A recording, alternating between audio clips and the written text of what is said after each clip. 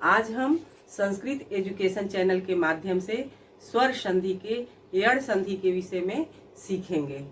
अब हम अपने टॉपिक यण संधि पर आते हैं। यण संधि, इसका सूत्र है इको यणच। इको यणच किसका सूत्र है? यण संधि का।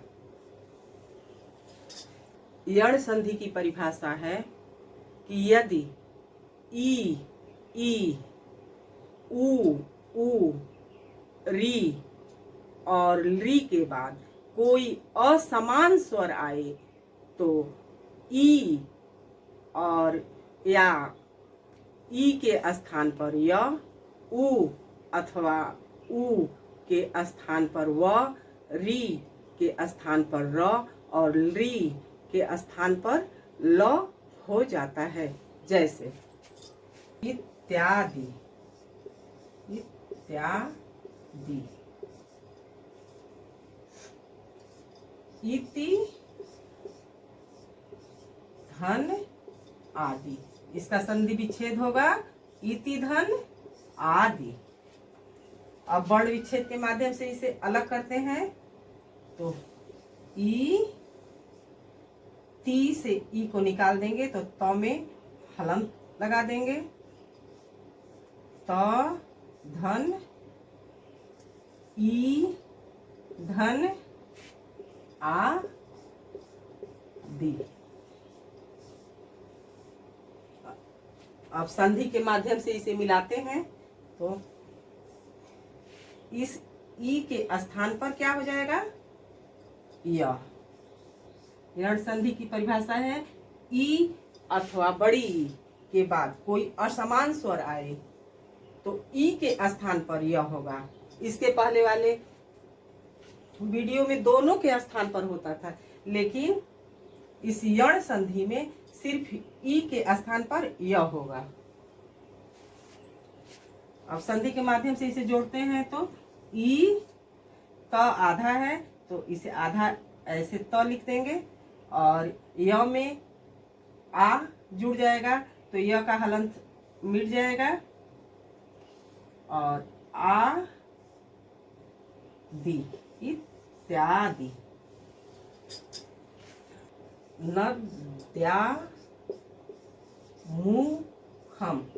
नद्यामुखम।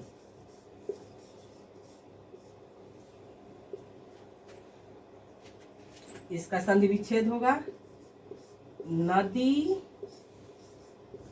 धन, आ, मुखम।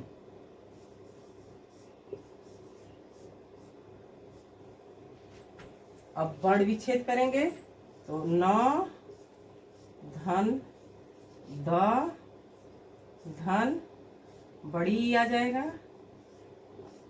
धन, आ, मुखम।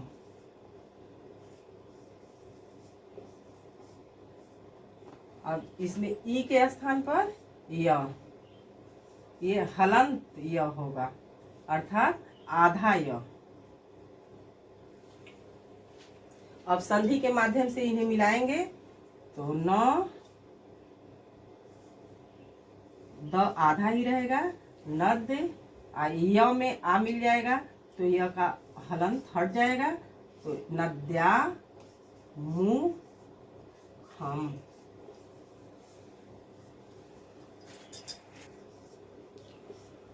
अत्यंतम, अत्यंतम, अति, धन, संधि विच्छेद होगा अति, धन, अंतम।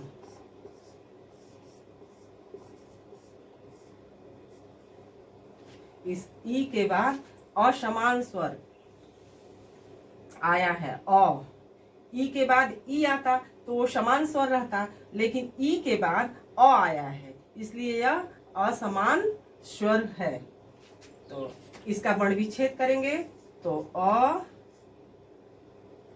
धन, त, धन ई धन अंतम अंतम। अब ई के स्थान पर यह हो गया। अब संधि के माध्यम से इसे मिलाते हैं तो त आधा ही रहेगा क्योंकि इसके बाद कोई स्वर है नहीं। अत य में ये जाके मिल जाएगा तो यह पूरा हो जाएगा, य का हलंत हट जाएगा। अत्यंतम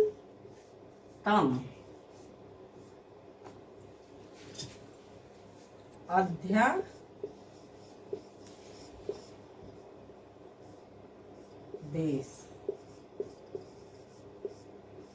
इसका संधि विच्छेद होगा अधि धन आदेश। अब फिर इसे वर्ण विच्छेद के माध्यम से अलग करेंगे तो अ धन ध धन ई धन आ देश। अब ई के स्थान पर क्या हो जाएगा? य में हलंत लगा रहेगा, आधा य होगा। अब संधि के माध्यम से अब इसे मिलाएंगे और देखिए यहाँ ई के बाद असमान स्वर आ आया हुआ है। अब चलिए संधि करते हैं तो अ ध आधा ही रहेगा, य में ये स्वर मिलेगा तो यह पूरा हो जाएगा अध्यादेश।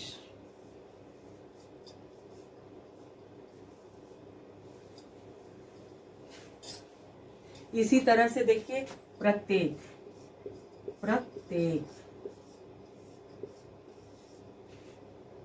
इसका संधि विच्छेद होगा प्रति धन एक। अब ई के बाद ए आ गया। अब इसका वर्ण विच्छेद करेंगे तो प्र धन त धन ई धन ए क।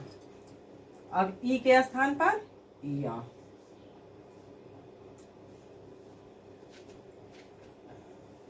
अब ई के बाद ए आया, ए असमान स्वर है।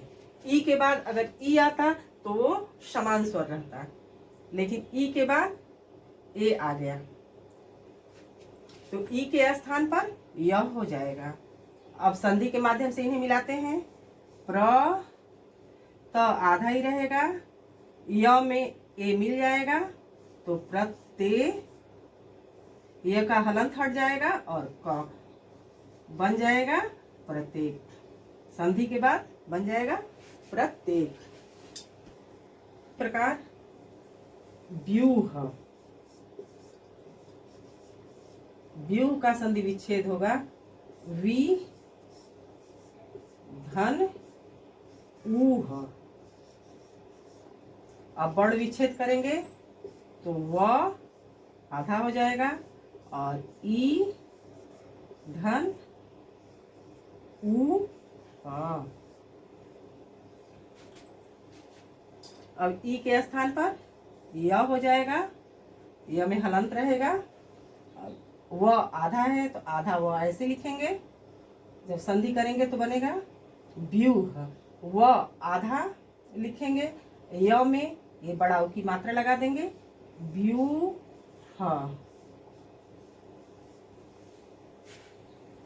इसी प्रकार न्यून का भी संधि विच्छेद होगा नी धन ऊन, न्यून। अब हम देखते हैं कि ई के बाद अ आया, तभी ई के स्थान पर यह हो गया। ई के बाद ए आया, तब भी दोनों के स्थान पर यह हो गया। नहीं, सिर्फ ई के स्थान पर यह होगा, दोनों के स्थान पर नहीं होगा, सिर्फ ई के स्थान पर य होगा। और ई के बाद ऊ आया, तब भी ई के स्थान पर य हो गया। और ई के बाद आ आया, तब भी ई के स्थान पर य हलंत य हो जाएगा।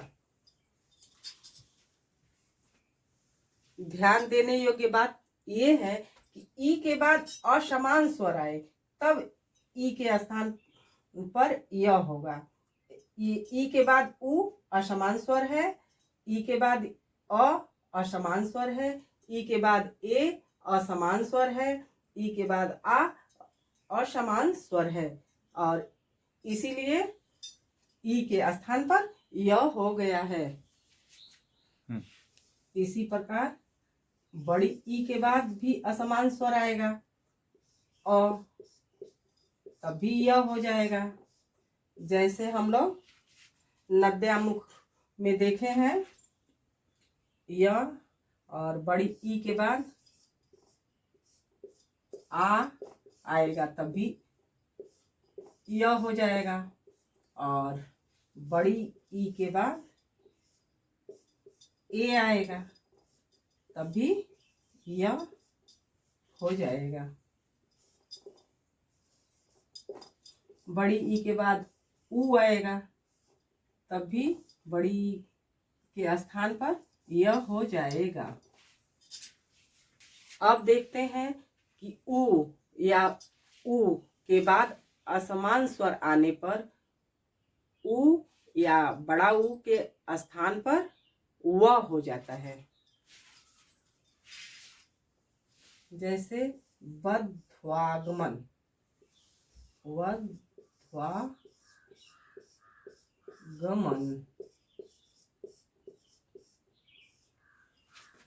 इसका संधि विच्छेद होगा वधु धन आगमन, आगमन। अब वर्ण विच्छेद के माध्यम से देखते हैं, व धु में से उ को अलग करेंगे तो व ध में हलंत लगा देंगे प्लस बड़ा उ धन आ ग मन। अब उ के स्थान पर व हो जाएगा। उ के बाद आ असमान स्वर है। अब संधि के माध्यम से इसे मिलाते हैं तो व ध के बाद कोई स्वर नहीं है, इसलिए ध आधा ही रहेगा। और व में आ को मिलाएंगे तो व का हलंत हट जाएगा, तो वध्वा ग मन।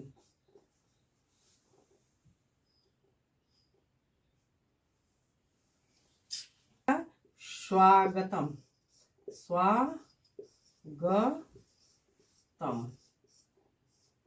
अब इसका संधि विच्छेद करेंगे तो सु धन आगतम, आगतम।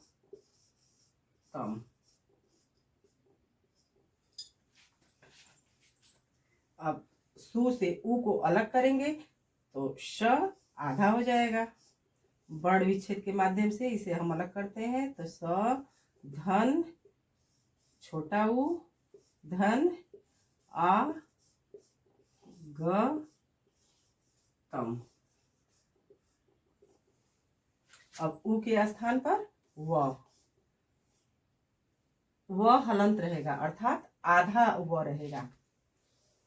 अब संधि के माध्यम से इन्हें मिलाते हैं तो श के बाद कोई स्वर नहीं है तो स आधा ही रहेगा, तो आधा स ऐसे लिखेंगे स आधा स और व में आ मिल जाएगा तो स्वा, व का हलंत हट जाएगा, ग तम, स्वागतम। इसी प्रकार अन्वय का संधि विच्छेद करेंगे, अनुधन अय। और मध्वरी, मधुधन अरी। अब हम देखें कि ऊ के बाद आ आया, तब भी ऊ के स्थान पर व हो गया। और बड़ा ऊ के बाद आ आया, तब भी ऊ के स्थान पर व हो गया। य, र, ल, व, ये सब जितना होंगे यण संधि में, सब में हलंत लगा रहेगा। इसका मतलब कि सब आधा ही होगा। जब इसमें स्वर मिलेगा तब ये व्यंजन पूरा होगा। हम देखेंगे कि री के बाद असमान स्वर आने पर र कैसे हो जा रहा है।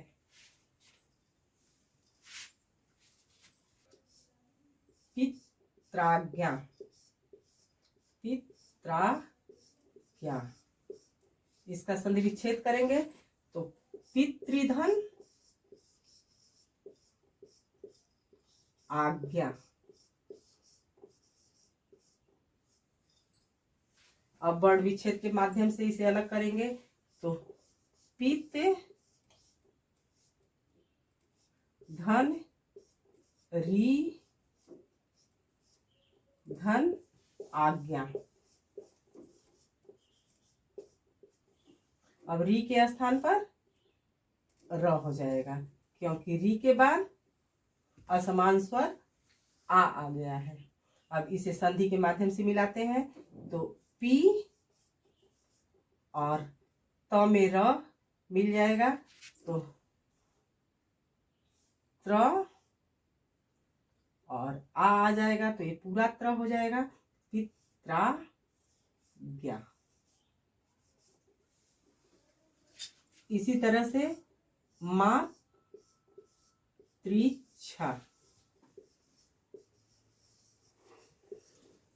इसका संधि विच्छेद करेंगे तो मातृ धन इच्छा।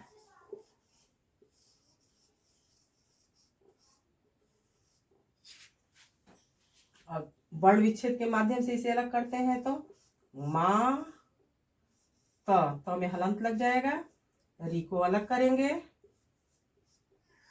धन इच्छा। अब री के स्थान पर हलंत र होगा, र, क्योंकि री के बाद असमान स्वर ई आया है। यण संधि के नियम के अनुसार री के स्थान पर यहाँ र हो जाएगा। अब इसे संधि के माध्यम से मिलाते हैं तो मां त में र मिलेगा तो त्र, और छोटी का मात्रा लगा देंगे तो मातृच्छा।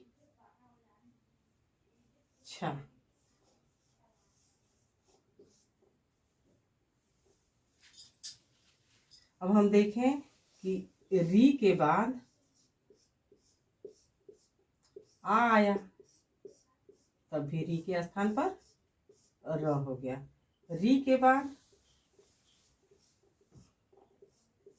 ई आया, तब भी री के स्थान पर र हो गया। अब हम देखेंगे कि री के बाद असमान स्वर आने पर कैसे री के स्थान पर ल होता है। लाकृति, लाकृति,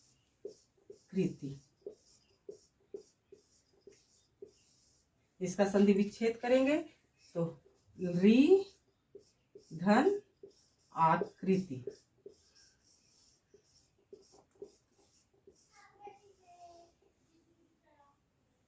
अब वर्ण विच्छेद के माध्यम से इसे अलग करेंगे तो ल में हलंत लगाएंगे प्लस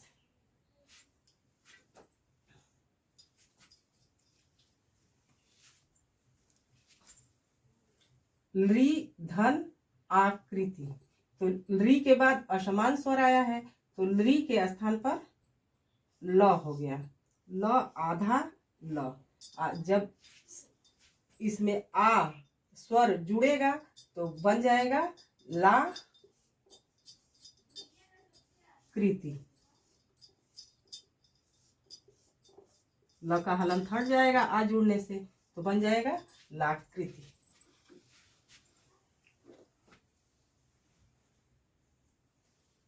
लरथम, लरथम।